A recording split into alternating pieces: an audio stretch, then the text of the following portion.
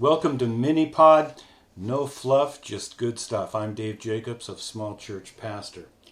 In the absence of information, people will come to their own conclusions, and often the conclusions they come to are not going to be the ones we want them to come to.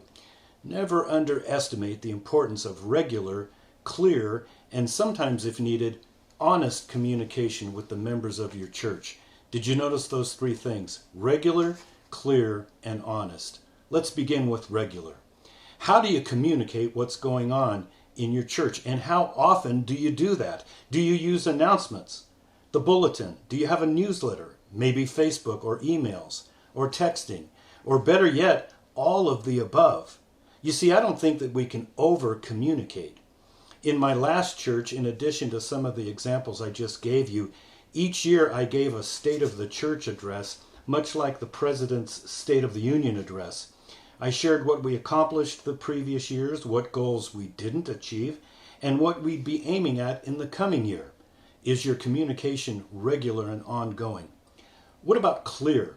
Just because you think you're being clear doesn't mean you're being clear. Never underestimate your ability to be vague and all the while think you're being clear.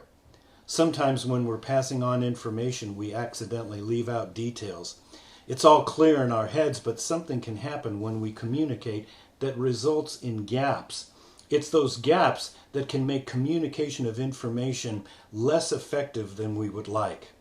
Regular communication, clear communication, and honest communication.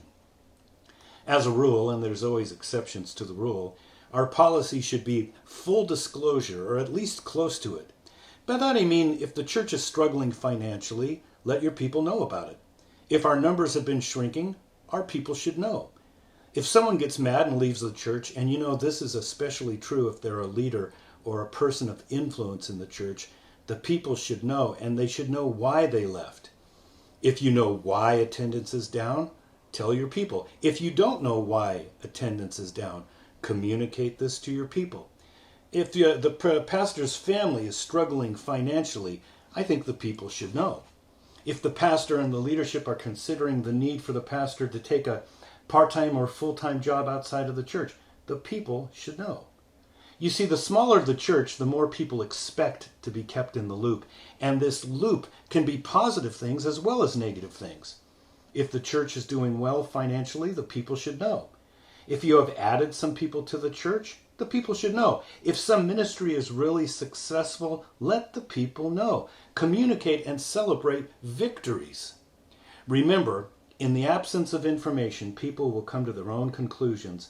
And in most situations, the conclusions they come to are not the ones we want them to come to.